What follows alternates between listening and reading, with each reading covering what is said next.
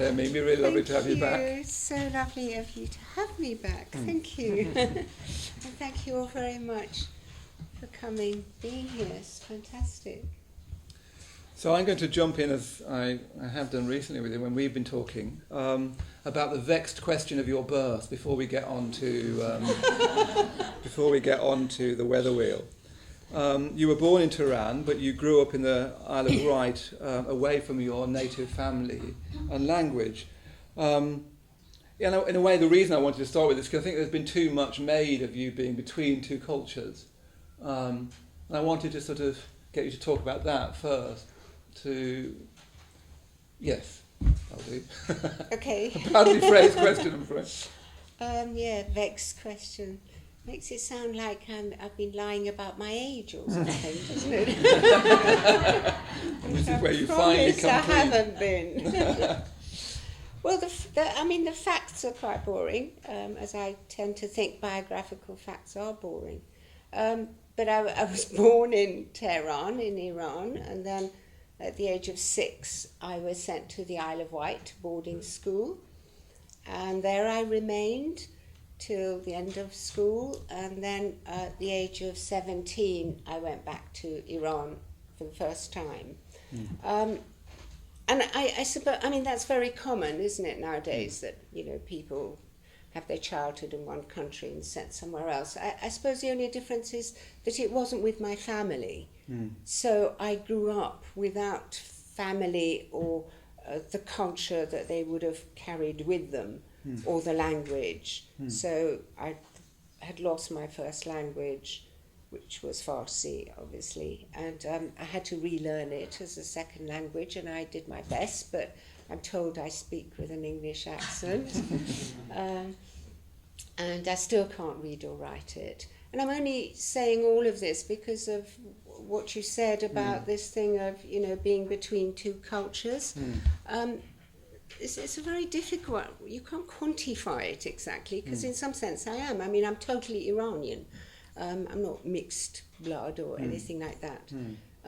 But I've grown up totally in an English, and not just English, but the Isle of Wight, in the 50s.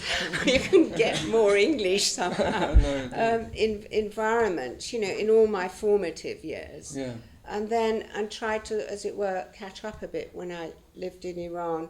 And altogether, in my now, what is getting to be a quite considerably long life, I've lived in Iran altogether about 5 years, which is a tiny percentage.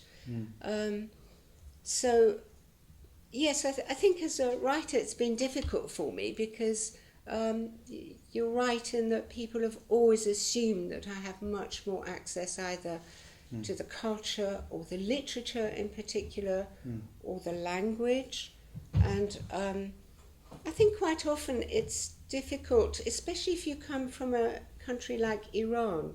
Less so maybe if you're from what were the colonies, India or other places, to be allowed to, or to be seen to own the language. To be honest, my English is damn sight better than a lot of English people's English, but they're damned if they'll say so. So what I get instead is, it's inflected by Persian syntax, of which I know absolutely nothing. So that kind of thing. Sort of means that people don't know quite where to put you. Well, no. Well, I don't either, but yes, it's a bit of a muddle, which is not to, you see, whatever one says, you then have to sort of qualify it, because then immediately you think, but I'm not denying my Iranianness, or I'm not denying my sort of heritage, it's just I don't have access to it, that sort of thing. So it's a bit complicated, but it only bothers me when I get reviews, saying that, yes, this is something to do with Persian literature or blah, blah, blah. And of course I don't help, because then I go off and write Gazelles. The fact that I've also maybe written sonnets and pantoums and things, nobody says it's inflected by Malaysian syntax. It's almost as if the Gazelle, you become Mrs. Gazelle, haven't you? I mean, you are probably the poet most responsible for bringing the Gazelle into British poetry anyway, but there's a sense in which that gets assumed that that is really what you're about, and that the other work is sort of backing that up or something about this middle way. Yes, well, the Gazelle was, I've always thought, and I've said this often, of myself as serving a long apprenticeship, and I think the apprenticeship to poetry is necessarily long, same as if you were going to be a violinist or something. So I've sort of worked through various forms and so on, and in a way the Gazelle was the last one I came to. And it was an obvious form for me to try, being, disputedly, it originates in Persia, but being a Persian form. So to me it was a challenge how to make this form sit naturally within the English language. And rather than, I think people assume that I've drawn on, Persian cultural memories or knowledge of songs or something, none of which I have, to try and do that. In fact, I found that it challenges the English language that I'm using. How do you bring a form into the English? So in a way, it's the way you use the English language that is crucial in using forms like that, rather than doing something that's sort of Persian, but happens to be in English. Do you know what I mean? Yes, I see what you mean, Yeah. So, and it's a difficult form to make it work, I think. Yes, in English. Under your influence, I've tried one and it's rubbish. So it is incredibly difficult form to make lots work. of people are writing them, lots of people writing them very well. A lot of American poets are writing ghazals. But I think I've tried to translate the aesthetic, not just the sort of technical form.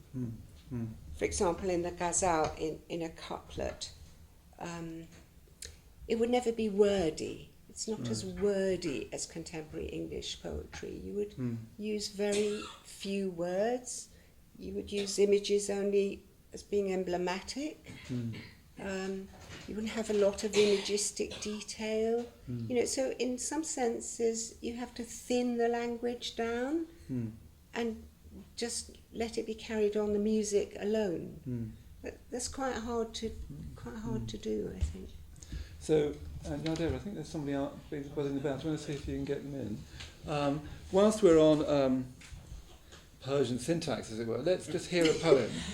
So Kath is going to read one of the poems from your collection. Just to come forward, Kath, so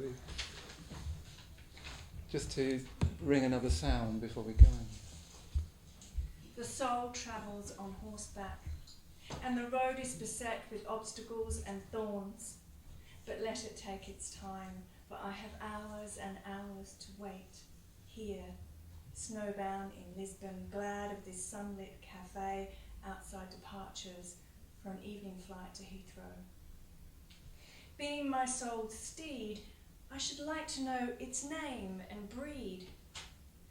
A Mawawi of India, Barb of Africa, a Akoteki of Western Asia, or a Turkoman now extinct?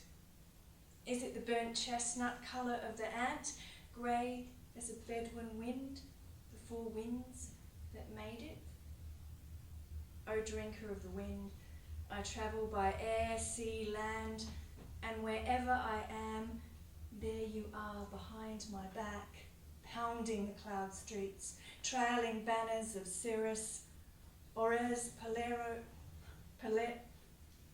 or as Platero once did from fear or chill, hoofing a stream, breaking the moon into a swarm of clear crystal roses. No matty or thirst. Ride swiftly, mare, stallion, mother, father, for without you, I feel forever homesick. Thank you very much. Thank you. So I wanted to hear one of the poems early on in the interview, just to start to get a sense of, I think, what one of the things that some of the things that you're doing. So the first thing that strikes me about the collection is it's not in rhyme. It's mostly in free verse. I think there's one in rhyming couplets, and there's this wonderful Gazelle at the end, which is just sort of pins the collection to a conclusion. So first of all, I just wanted to ask you it's all 16 lines, it's all in couplets. What made you make this jump from? I mean, you're well known. I mean, you're being called as a new formalist. Fiona Sanson, in her book, calls you a new formalist, which doesn't seem to quite suit you, I think. But anyway, never think of you as a new formalist or an old formalist or any kind of formalist. I quite like the new bit. Yes, it's the formalist. That's not for. So it's interesting that you're renowned as a master of form, and then here we are with a collection mostly in free verse, no tricksy kind of line breaks, no very little rhyme, very little formal metre. So I wonder whether you could say something about that. There's some chairs that the people waving. I'd go and sit on chairs. You'll be much more comfortable. The people waving hands are chairs. So go and get yourself a chair, because don't be self-conscious. We're all amongst friends. We can pass you amongst them over the crowd like they do in gigs. Okay. Perhaps pass some cushions back.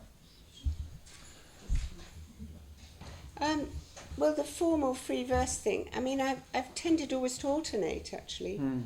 So I tend to do one book that's more formal, then like my second book was quite free verse, my third book was free verse, then I go back to form, so I sort of tend to swing between the two more than mix it up too much within one collection.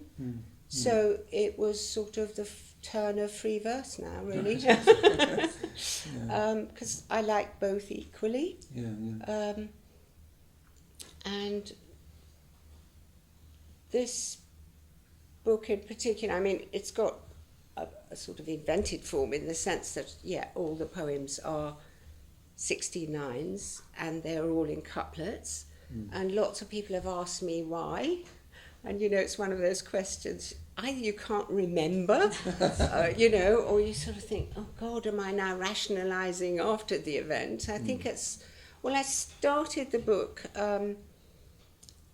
in the same way as I start a poem, which is like being completely like brain dead, completely blank, not having, I had no burning thing to say or subject.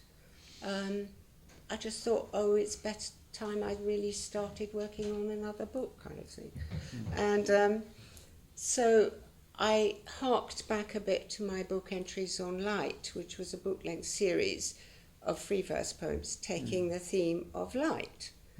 And so this time, because I'm obsessed with weather, because I hate it so much, I took the theme of weather. And it's just large enough and vague enough. And of course, I mean, the whole, thing about climate change is behind it, but obviously I'm not dealing with this directly. And so I thought, well, I'll just take weather as a starting point for the first poem, and then I carried on. And I was thinking right from the beginning in book terms rather than single poem terms. And then let the poems spin off. I wasn't expecting all the poems to end up being about weather. I mean, God's sake. I just hoped they'd go off and find their own different kinds of focus. So very early on, I realised if I'm doing that, what is going to bind it all together? So it was a question of having the variation and the unity. So allow the subject, if you like, or what the poem's supposedly about, to be very various and wherever it wants to go, but to give it a formal unity. And why 16 lines, I really honestly don't know. I think maybe the first 2 or 3 just seemed to fit 16 lines, so I thought, well, go with it.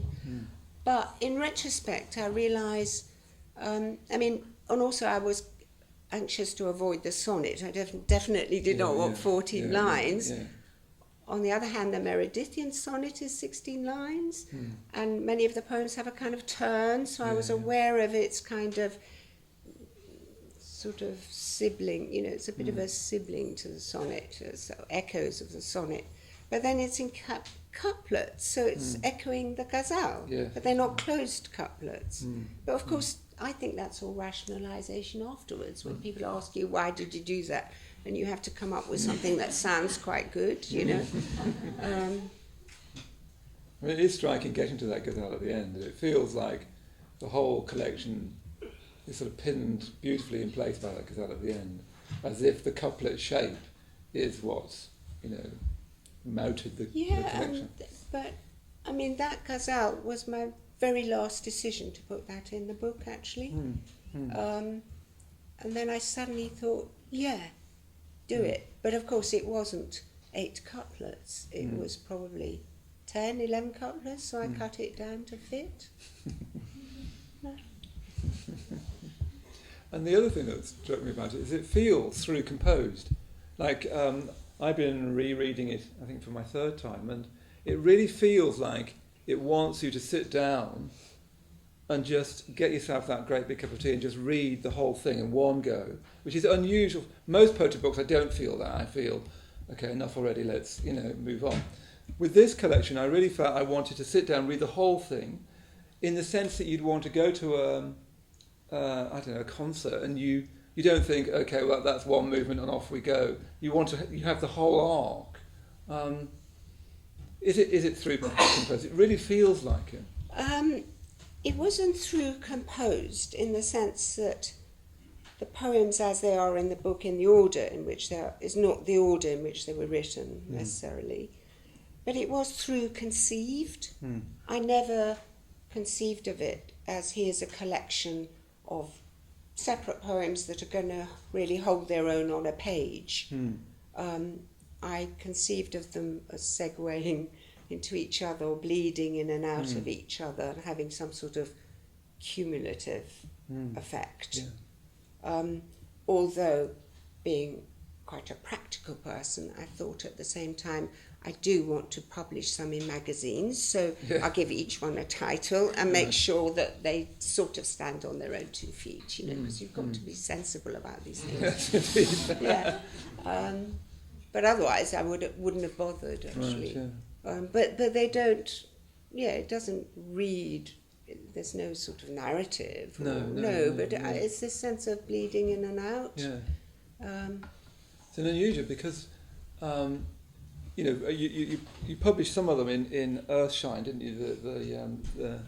The pamphlet.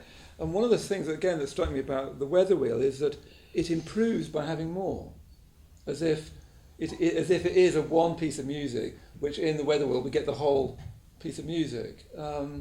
So very unusual, I thought that. Normally you sort of, especially when the form is the same, you do get tired of it as you go through. I didn't feel that at all with the Weather Wheel. Thank you. You actually think, I need to hear the next movement. They do feel, in each section, Really? Feels like a movement. Each section seems to have a particular emotional colouring. As you say, it's not a narrative. Like, your mother, the death of your mother keeps coming. I'll come back to that in a moment. But it doesn't feel like it's a narrative driver of the collection. No. Well, I don't know if it's boring if I talk about structure, but I mean, those are the aspects of putting a book together that I like. Whereas if somebody asked me what's it all about and themes, I sort of go, well, I don't know, but I thought I had all the different... I mean, Earthshine, the pamphlet, was an accident. Because right from the beginning I was thinking, I'm working on a book-length thing. And then I'd got about 20, 30 poems together, and Peter Sansom at Smith Doorstop phoned and said, can we do you a pamphlet? And I went, that'd be nice, but what? I haven't got a pamphlet, And then I thought, I've got these poems that are sort of going towards a book. So we sort of put them together, and that was the pamphlet. So in a way, that was the accident. It was a little preview kind of thing. And then Martin Parker, who's here, kindly designed a cover image for me, which right from the beginning I knew, I tend to have a sort of visual image for each book, and this one was definitely a spinning wheel of some kind, because I saw the little poems just spinning round and going off in their own tangents kind of thing. And so we talked about it, and I just described the image, and I'd come up fairly early on with the title The Weather Wheel, which I didn't know existed, but I was looking for a title, and I googled weather and wheel, and it comes up with something called the weather wheel, which is used in schools for children. They cut out a circle with segments, and then every day the children are asked, what's the weather like today? So they draw a little cloud or a sheep or an umbrella or whatever it is. So I went, yes, just right. So Martin and I talked about the image for the weather wheel cover. And then Martin, I don't know why, we'd have to ask him, divided it into 6 segments. So when I was trying to find a structure for the book, I took my cue from Martin and thought, I'm going to go with the image and have 6 sections. And I knew I wanted sections because, of course, the danger is, yes, that they're going to get so boring and so irritating and annoying because you turn the page, oh God, you're seeing exactly the same thing ad infinitum, So I thought, well, give them a break, give them 6 breaks. So that's how I structured it. I want to start talking now about the subject, which I think is slightly tricky in a way, because, the first thing about the weather wheel and all of your poetry, really, that it's all centred on the lyric I, really. You very as in I. Not me, the lyric me. You don't speak in other voices. I can't remember a poem when you speak in other voices. But the I of your poems is very different from the I, say, of Seamus Heaney.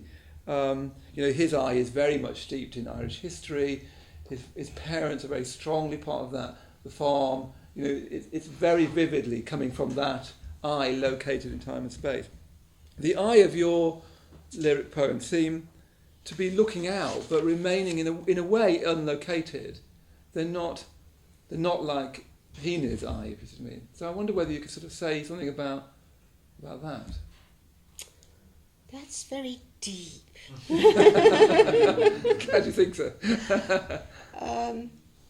Well, I mean, yeah, it's absolutely true that I use the first person ad infinitum, and that's a limitation, basically, in my writing. I have tried artificially to put things in the third person or to say, it just doesn't work, and I just say, oh, just forget it, just, your I is I, kind of thing. But, yeah, it's, a million miles away from he is I, which is, I think the sense of identity in that I, or in different poets' eyes, it can be very, very strong, very specific, very located, very, belonging to a certain region, as indeed their language might be.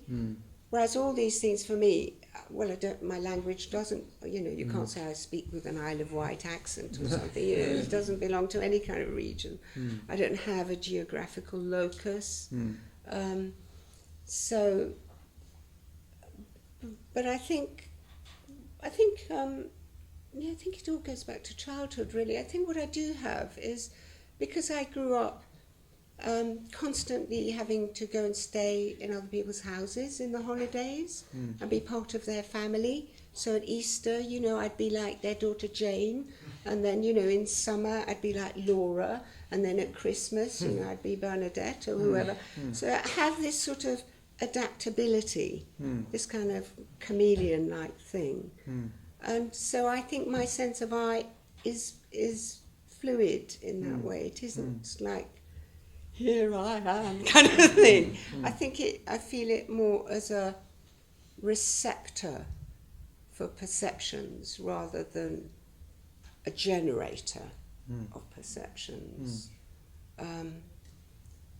But no, I haven't done things in other voices. I'm actually not that drawn to poetry and other voices, and that might be because of my theatre background. And I don't know, there's sort of dramatic monologues and things always seem to me neither here nor there. You know, it's not one thing or the other. It's kind of, I find them slightly annoying, actually. However marvellous they are, you know, I wouldn't aspire to do that. And I don't have a good ear for different people's accents and I remember you also stuff telling like me that, you know, it's also to do with memory, perhaps, that, you know, one of the things that you didn't have in your life is you didn't have parents around telling you what you'd experienced. So much of memory is to do with, I mean, I'm aware of it with children in my life, where you sort of say, well, this happened, remember that happened, and your daddy says that, and, you know, but you didn't have any of that. No. In fact, I think it's, you know, the stuff I write, I think it comes very much out of what I didn't have. But I don't think it's a question of, oh, I'm going to write about the terrible deprivations of this and that and the other, so much as, you see, when you don't have something, it always means you have something else instead. In the same way as I say, well, yes, maybe you don't have a family home or a particular locus, but then instead you have this fluidity. You can become anybody. If I came and stayed with you, I'd be just like you. You know what I mean? I'd be like, just like somebody else. I don't mean to do it. It's just instinctive. And the same with memory. You absolutely... I have a very, non-existent memory of my 6 years in Iran, for a start. And then, because of that, and I think losing your first language, you lose all the memories encoded in that language, and then actually that kind of lack of memory becomes a habit. So I have a habitual non-memory. So I don't remember my life. I don't remember. Well, of course, I mean, we're all getting on a bit, or some of us are, you know, not that kind of thing, but I've always been like that. You know, I can't remember where I've been and where this was and what that. And I have some wonderful friends, some of whom are here, who are my memory for me. You know, and they said, do you remember last year in August you did this? You know, that sort of thing. But this is a marvellous marriage with the lyric eye or the lyric space, which doesn't demand memory from you. You can write lyric poetry, you know, it's not like writing memoirs or something, God forbid, or a novel where you have to have a strong sense of chronology, or something sequential, which I don't have. But you can have this wonderful liberated sense, a bit like being in an airport. You know, when you're not really in any time zone and you're not in any country and you're just floating around in this sort of non-being kind of state. And I think the lyric allows you that, because it is, well, if the novel creates a virtual past and drama creates a virtual future, lyric poetry would create a virtual present moment, even if the poem is set in the past tense. You see what I mean? And that's a God's gift to me. I'm sure that's why I write lyric poetry, actually, because I'm allowed to be who I am without thinking of it as a terrible series of lacks and failings and frailties and deprivations and all the rest of it, you know. You can just take off from the moment, if you will. You can just be in the moment. Never mind what you did in 1987, you know. But one of the things I do feel through the collection is this, what I've called an existential sense of homesickness. A sort of homesickness that comes... It's not a subject of the poem. I want to talk about the subject in a moment, but it's not really the subject of the poem, but it's a refrain in the music, it seems. A sense of homesickness, but not for a particular place, but a sort of existential homesickness. Yeah, that's nice. Is it? Yeah, I think well, you know, a lot has been said about the lyric cry, you know, I think the lyric, and we're talking more about the song, like, because lyric now encompasses so many different kinds of poems and poetries. but the more song-like or pure lyric, if you like, is associated with the lyric cry, which is one of longing, of yearning, of, well, was it poor Valerie who said it's an extended exclamation of ah, so it's just a ah, till you get to the end of the poem. And yes, existential homesickness. But homesickness slightly implies something behind you, doesn't it? Yeah, it does, yeah. It's sort of going back to. I think this can be something in front of you, beyond you, it feels more like a reaching forwards, outwards, towards something, rather than a kind of looking over your shoulder thing. So let's hear another poem once we're... So Chloe's going to read another poem from the Weather Wheel, just to keep hearing some of the music of the poem. The waves. Every day the world is beloved by me, the seagull eager for its perch.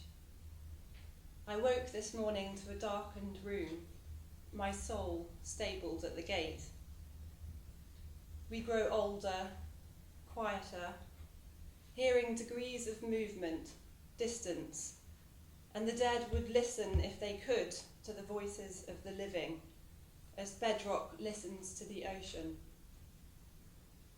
I listen to the waves, trying to make them go 1, 2, 1, 2, to hear what Virginia Woolf heard. But she heard it in memory, darling memory that delineates. 1, 2, 1, 2, and all the variable intervals in between, surrendering to the very integer Alice Oswald rhymed with water, creating a thumb hole through which to see the world. Light fluctuates, and my soul fluctuates like a jellyfish underwater. My hand throws animal shadows on paper, and there, outlined, is a single goat, black and white, standing on top of the mountain like a tiny church. Thank you, Chloe. So there's a lot, one of the things that strikes me again is in the poems is this movement of the poem. So in that poem we go from what is my soul is like, what is it? A jellyfish under the water. I don't know why I look at Chloe because she wrote it. Or we go from that to a goat, to a church, to the shadow. It's an incredible kind of movement.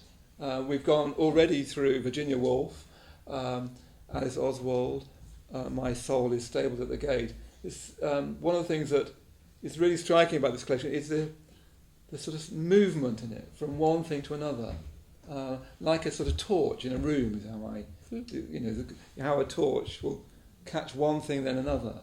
Is that part of the meaning of these poems? Is this sort of pure movement? Well, I mean, it wasn't intentional, in the sense that, well, I don't know, when you write, nothing is intentional. That's the point, in a way, that you don't intend anything. Everything is sort of after the fact. But that poem, I mean, I've used different processes in different poems. Some are written very fast, very quickly, I've always thought of Picasso saying you can draw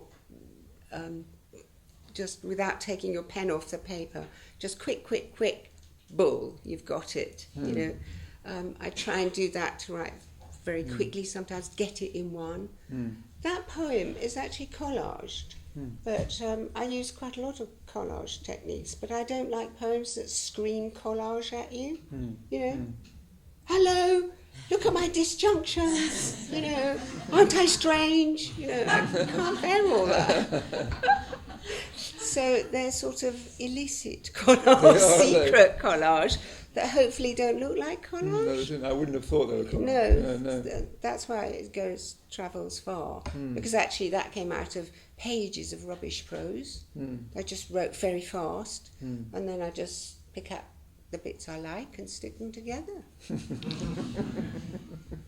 It's as simple as that, isn't it? I mean, my contention is that we've talked about this, haven't we, before, but that it feels that if there is a subject in these poems, and as I say, I don't think although it comes back to the death of your mother, I don't think that's the subject. I don't think that I thought I felt a sort of metaphysics behind. I mean, it's rather a grand word, I know, but let's not worry about that. Behind the poem, the sort of metaphysics that it's trying to say, but do you see how life, you can't grasp it. Nothing can be grasped. Things are always flowing in from one thing to another. Thoughts move on. Sights are continually moving on. So what I saw in the collection is this sort of pure flow. Nothing in life that you can hold on to and sort of make a thing of.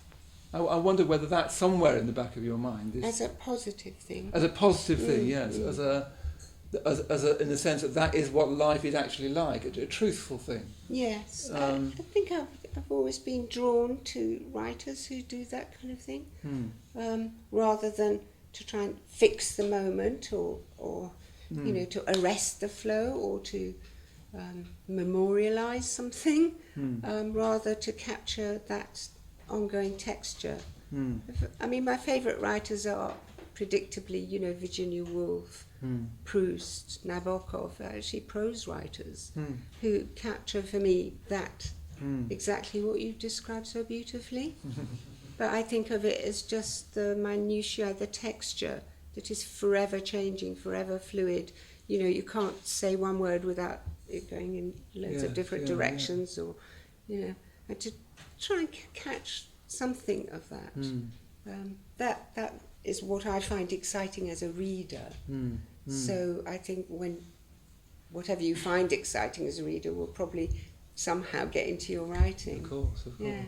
It does seem that for me, in a way, if there is a subject, it feels like the subject is the writing itself. The sort of, it's almost as if you're writing, particularly in the Weather Wheel. I think it's as if you're trying to rub out the writing. You talk in that poem about a thumb. Alice Oswald's. He talked about a thumb hole, doesn't she, to see reality through. But there's a sense in this book particularly, but in all your writing. But I think there was even more of it in this, that you're trying to rub out the writing itself, so you just see things. I love that again you and say again. it. Isn't he wonderful? Do you all want a Maitreyabandhu? Wow.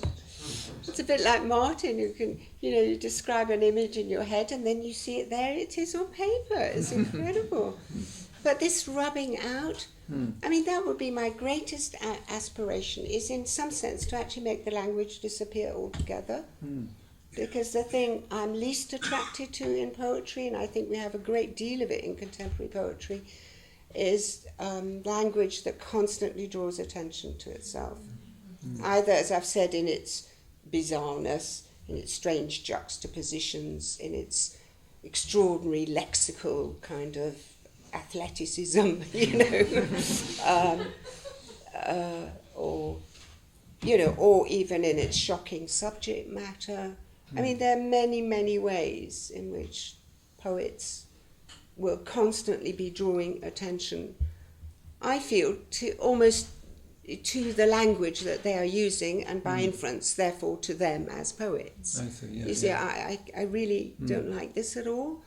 I would love the language just to somehow just disappear it by, I don't know, making either it very natural sounding, or rather than trying to estrange things further. I think we have far too much estrangement in poetry to actually reach for the near at hand. So to be daring to say it's as clear as a glass of water, rather than it's as clear as something in Acapulco, or, what I mean? So in the use of not, having these kind of extraordinary in-your-face metaphors that you go, oh my God, you know, this kind of thing. You know, so I'm very interested in all the stratagems whereby, yes, what was your word for it? The language becomes... The language becomes transparent to what you see. Transparent to what you see, yes. And therefore, the poet also is not present. Yes, that's right, yes. You know, none of this sort of, you know, flashing your contemporary credentials. You know, why do poets think it's like sort of, does it take Einstein to realise we live in 2014 and not in 1950? But why do poems have to tell us all the time? You know, one way or another, to say, I'm contemporary, here are my contemporary references. You say, yeah, okay, fine, okay, well, I know you're not dead. You know, I mean, I have very strong, I'm sorry about this, I have all these sort of bees in my bonnet about things, you know. I mean, the final thing I wanted to say about it, the other thing that really strikes me is that this is I mean, it's, again, needs nuancing, because the collection is incredibly nuanced, but the overall feeling of this is a collection of appreciation. There's even celebration. You're a very rare poet now, particularly a contemporary poet, who will take the risk of celebrating, he'll take the risk of saying yes, not no, and not no way, but yes, and sometimes even yes and yes and yes. I mean, there's anger in the poem. There's actually quite a lot of anger in the poem. I'm sure. There's a you know there's a goodly amount of darkness. It's not a sweet collection. When I was writing a review for it, it struck me as, you know, those when you had those scratch things where you scratch through a black covering to reveal a silver line, or you scratch through a silver top to reveal a black line. So sometimes they start light and you scratch through and we get dark. Sometimes they start dark and you scratch through and you get light. But with all of that qualification, I still feel it's a collection of appreciation, of even joy. And I thought we'd finish by you saying something about whether that's right. And yeah, how you're you right feel about everything. that. And I haven't primed him either. You know, he did it all by himself. Absolutely. I mean, yeah, I see it as very much, actually I would say it's celebratory, partly because I'm thinking about, you know, the environment we live in and so on, but rather than sort of banging on about it, it makes me feel that, oh, well, I mean, it's a gift to be alive, it's a gift to have all these living things still, and to celebrate what we do have. So I think that was, you know, if I had an impulse to something as big as that, it was a joyful, celebratory one. And then my mum died during the writing of the book, so the elegies or poems for her, they're not even elegies really, came in as a kind of undercurrent. But I would certainly not call it, you know, it's not a book of elegies about my mum or anything like that. No. It's a celebration, isn't it? I hope so, yes. That's a great place to end. Thanks very much. Thank you very much.